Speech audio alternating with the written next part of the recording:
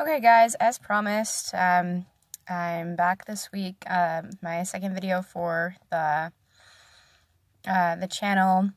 My purpose with making these videos is to focus on those that are in foster care that are looking to either age out soon or that are 16, 17 years old, that kind of age range, to college students that used to be in foster care. And the purpose of my videos is to be able to connect us, to kind of bring us closer despite distance. I recently tried to charter a club at the university that I attend, and I'm having some difficulties actually finding people that used to be formerly, in foster care. I know that less than 4% of us are predicted to graduate with a 4-year degree. And that's based on statistics from years previous. And so I'm trying to figure out how we can come together, encourage each other to overcome the odds. And I highly recommend Christian Moore's book, The Resilience Breakthrough, and also Michael Orr's book, I Beat the Odds. So today I kind of just want to talk to you a little bit about FAFSA. I think that not a lot of people understand the importance of applying for FAFSA. In high school, I know that it was just kind of something that, if we had enough FAFSA applicants, then we earned a prize or whatever.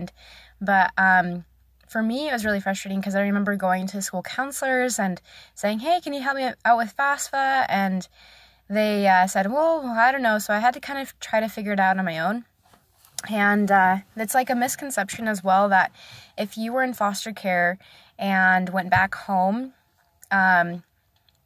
as long as you were in foster care, either if you were 13 or older, during that time period, if you still went back home within that time period, as long as you were in the system at that point, you don't have to include your parents' tax information on your FAFSA.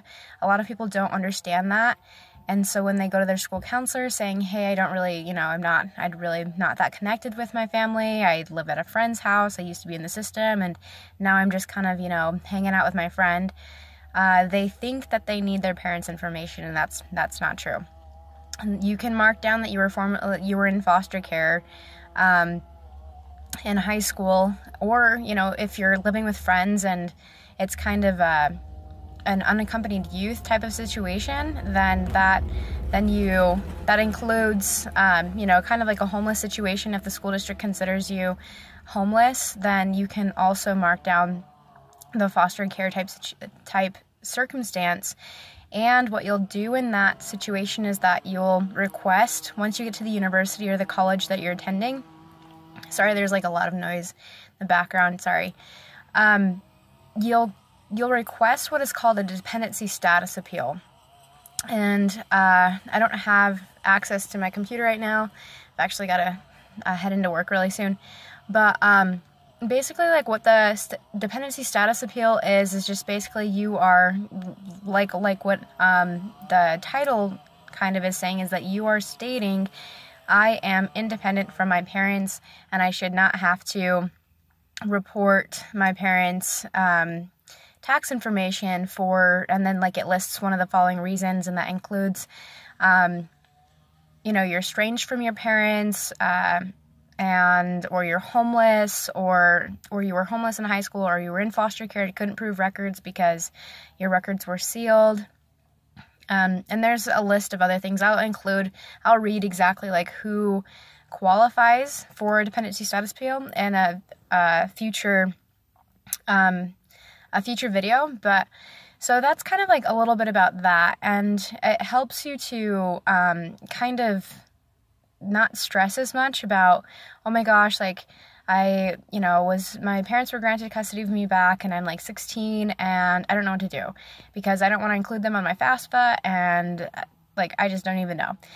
So no worries, there's help to get around that. And also, so like lately I've been kind of realizing that like I just realized that like mentors are super important to us as we're getting out of foster care and as we're, you know, going to college and as we're, you know, continuing our 4-year degree.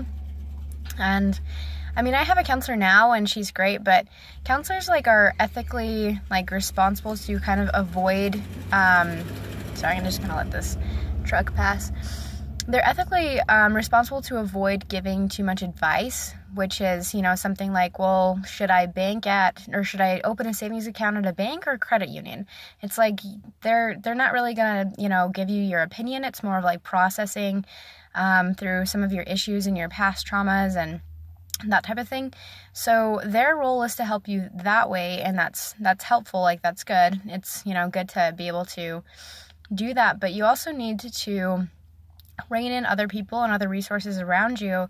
And I realized lately that like it's kind of important for me as well to have a mentor, especially as I'm going to be graduating in the next year and I want to apply for grad school. I have no idea, so it's nice to ask opinions and to just kind of get an idea of you know, the next direction like in your life. And if, you know, and I have tons of ideas that are cool, but it's like, you know, I need advice, like what should I watch out for, type of thing. And it's interesting because kids our age that are in college, like, you know, they can easily like call up their mom or their dad on the phone and just say, hey mom, hey dad, you know, I don't know about car insurance, but I think I'm paying too much, like what do you think? And so those types of things that are just like life skill, like I need advice, what's your opinion? Sometimes people just, you know, rely upon their friends and that's fine.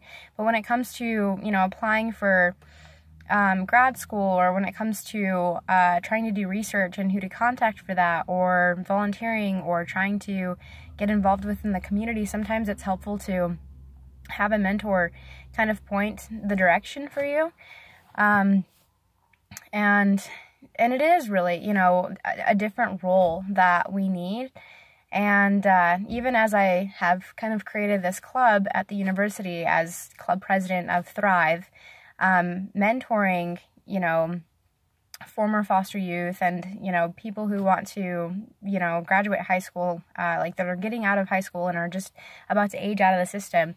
Like I'd love to mentor them. That would be great because, you know, I'm kind of, you know, maybe a little bit further along than they are, but, you know, I haven't like, you know, quote unquote, like made it. So it's important to always realize that, there's always more to learn, and to kind of give this thing up where it's like, no, I'm independent. I know that as being in foster care, it's super easy to, you know, just say, well, I've made it on my own this far, you know, might as well just keep going. And, you know, I don't need help, and that kind of attitude, but, you know, you can only get so far, and that doesn't, you know, discredit, you know, all that you've done and like how strong you are and how you survived and how much of a fighter you are. It just means that, you know, eventually you are human, and to realize that, you know, you need to rely upon others to show you the way. And I think that it's really smart to reach out for help and to seek direction from those that, you know, have experience. It's not that that person's better than you. It's not that that person, you know, is, you know, it's not that you're becoming a charity case either, because I think like sometimes we may be resilient to ask for help or to be mentored by somebody because, you know, we don't want to be viewed as a project, and that's not it either. I mean, it's us trying to, you know, figure life out and you know, establishing relationships with people who have experienced a little bit more and who can help us out. And you know, who knows, maybe like that mentor that has helped us, you know, it's kind of like that grasshopper type of thing where, you know, you kind of outgrow your mentor and then even go like yards and yards above them, like, you know, more than what they can do, get involved with social policy or whatever.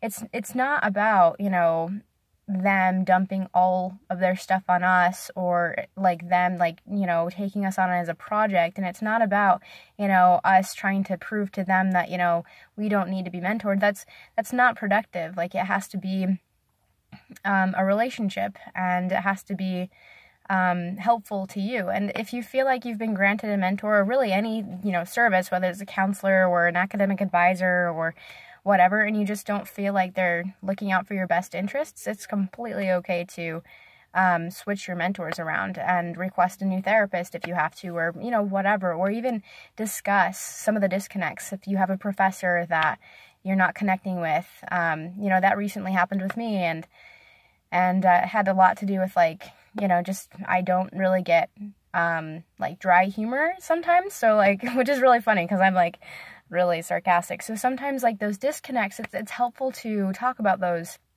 and to work in a positive direction, to better ourselves, and to keep moving in the directions that are going to bring us out of the crap that we came from.